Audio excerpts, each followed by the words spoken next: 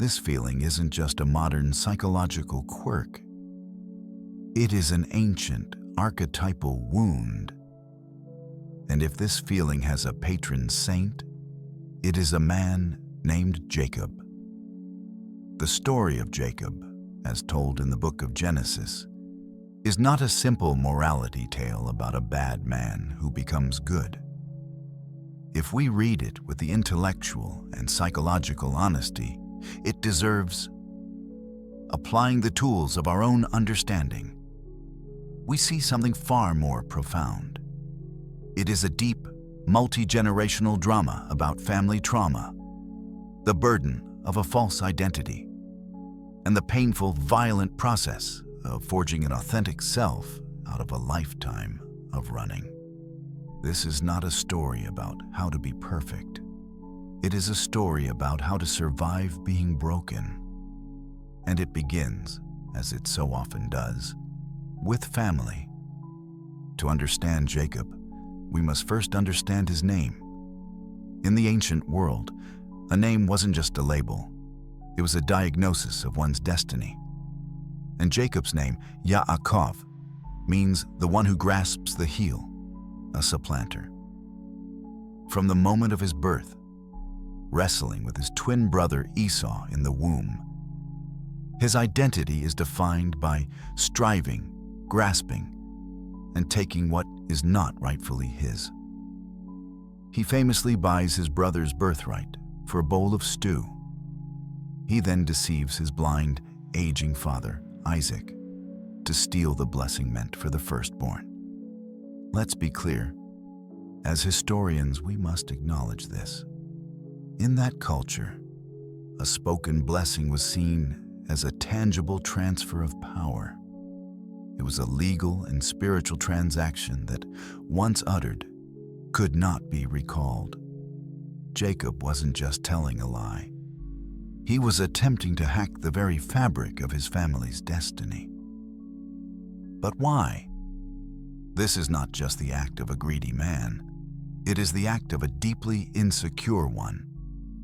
Jacob is a man living in the shadow of his brother, Esau, the powerful, hairy, straightforward hunter. Jacob is the smooth man, the planner, the one who dwells in tents. His entire life is a compensation for a perceived inadequacy.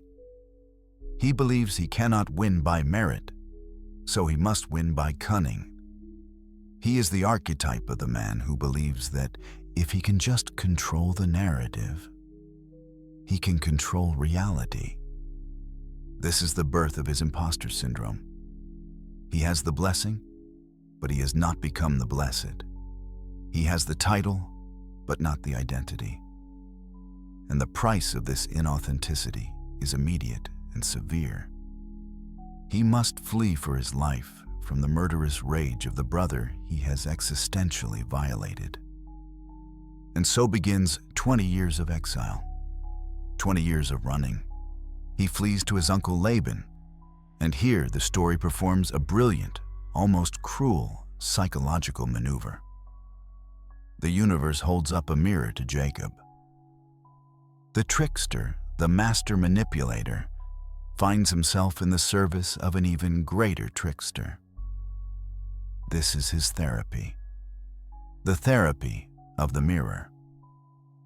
For 7 years, he works for the woman he loves, Rachel, only to be deceived on his wedding night and married to her sister, Leah. The deceiver is deceived. The man who exploited his brother's hunger is now exploited for his own love.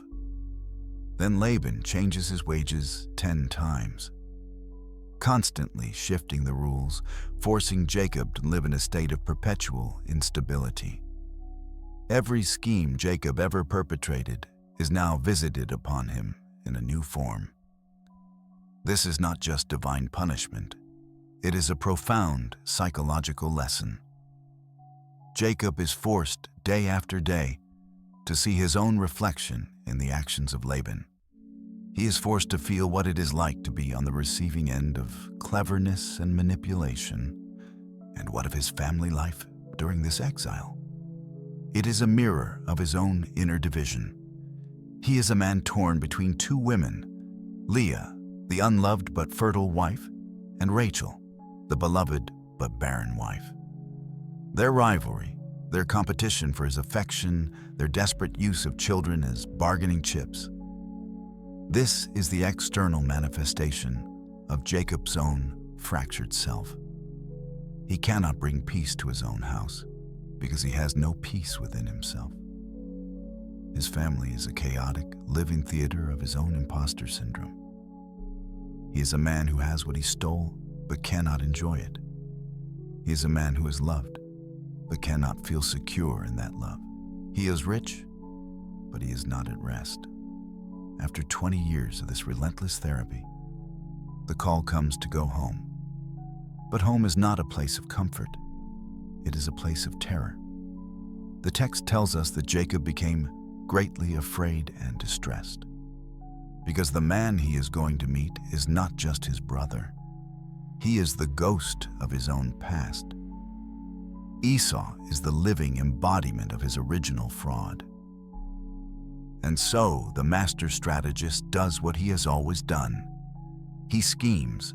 He divides his camp, a risk mitigation strategy. He sends waves of lavish gifts ahead, an appeasement tactic. He is trying to manage the crisis with the same tools that created it. But as he stands on the bank of the river Jabbok, a boundary line, he seems to understand that these old tricks are not enough. He does something extraordinary. He sends everyone and everything that defines him, his wives, his children, his wealth, across the river. He evacuates his own life. Let's sit with the weight of that. It is a conscious act of stripping away every external validator of his identity. He is choosing to be nothing. He is no longer a husband, a father, a wealthy patriarch. He is just Jacob, the supplanter, alone with the identity he has tried to outrun his entire life. This is the existential checkmate. He has finally stopped running from the world, and now he must face himself.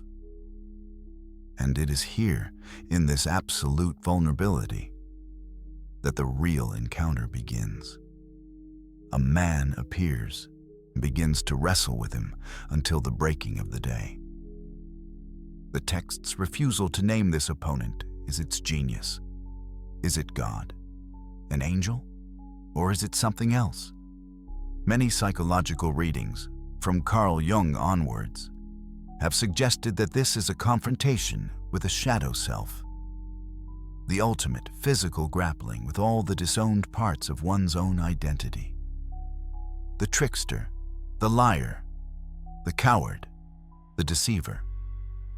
All the parts of himself that Jacob has projected onto others, like Laban, or tried to run from, like Esau, are now here in the dark, demanding to be reckoned with. This is not a polite debate. It is a violent, intimate, exhausting struggle. It is the perfect metaphor for the brutal internal work of therapy or deep spiritual crisis. The fight to integrate the parts of ourselves we despise. The desperate refusal to let our trauma and our failures have the last word. It is the work of a lifetime condensed into a single, agonizing night. Then comes the wound. The text says, the man saw that he could not prevail, and he touched the socket of Jacob's hip, dislocating it. This is a crucial moment. The shadow cannot be defeated. It cannot be vanquished or erased.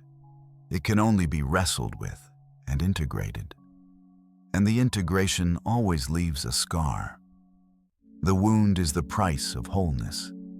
It is the necessary breaking of the old self. The agile, quick-footed trickster who could always run away is now permanently lamed. The limp is a physical guarantee that he can never fully revert to his old coping mechanism of flight. His wound is his liberation. And now, wounded, broken, but still holding on, Jacob speaks. The man says, "Let me go, for the day is breaking." And Jacob utters the words that change everything. "I will not let you go unless you bless me." This is not the plea of a victim. It is the demand of a survivor. He is holding on to the source of his pain, his own shadow, the divine absurdity. And he is demanding that the encounter yield meaning. He is no longer trying to steal a blessing. He is forging one from the raw material of his own suffering.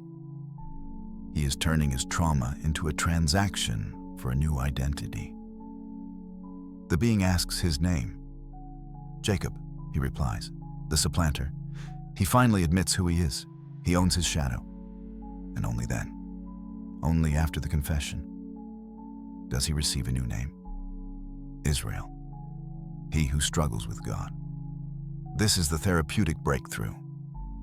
His new authentic identity is not he who is perfect or he who is righteous. It is he who struggles. The struggle itself is now his name. It is his core identity. The very thing we are taught to be ashamed of. The doubt, the anger, the fight is sanctified and made the center of his being. And the limp, the sacred scar, becomes his lifelong reminder. It is the testament that his transformation is real. It is not an idea. It is written on his body. So what does this ancient story of trauma and healing say to us today? How does the voice of Jacob, now Israel, speak into our modern lives, so filled with the quiet anxieties of the imposter? It offers us a radical pathway to authenticity, a pathway built on 3 permissions. The first is the permission to confront your own story. Jacob could not become Israel until he stopped running and turned to face the legacy of his past, his family, his name, his actions. The story tells us that we cannot build an authentic future on a foundation of unexamined history. We must be willing to go back to the Jabbok River of our own lives and wait in the dark. The second is the permission to wrestle, not annihilate. We are taught to defeat our demons, to conquer our weaknesses. Jacob's story suggests a different model. Integration. We must grapple with our shadow selves, our anger, our insecurity, our capacity for deception. The goal is not to kill these parts of ourselves, but to hold on to them, to understand their energy, and to demand a blessing from them, to turn their power toward a new purpose. And the third, and perhaps most important, is the permission to walk with a limp. In a world that demands, we project an image of perfection and flawless healing. Jacob walks away wounded. His wholeness is not an absence of brokenness. His wholeness includes his brokenness. The story tells us that our scars, our past traumas, our failures, our own unique limps, are not signs of failure to be hidden in shame. They are our credentials. They are the marks of a life that has been truly lived, of battles that have been fought. They are the sacred text of our own transformation. If you have ever felt like an imposter, if you have ever felt defined by your wounds, this story whispers across the millennia that your struggle is not a deviation from the path. Your struggle is the path. The wound is not an obstacle to the blessing. The wound is where the blessing enters. These are the kinds of challenging, transformative insights we seek to uncover on this channel. If this journey into the human heart of these ancient texts resonates with you, I hope you will subscribe. By doing so, you join a community of fellow seekers, and you ensure that the next voice from our shared past finds you when you need it most. Jacob's journey didn't end that night. he had to go on and meet his brother. But he went not as Jacob, the fugitive living in fear. He went as Israel, the man who had wrestled with God and with himself. A man who was wounded, yes, but for the first time was truly whole.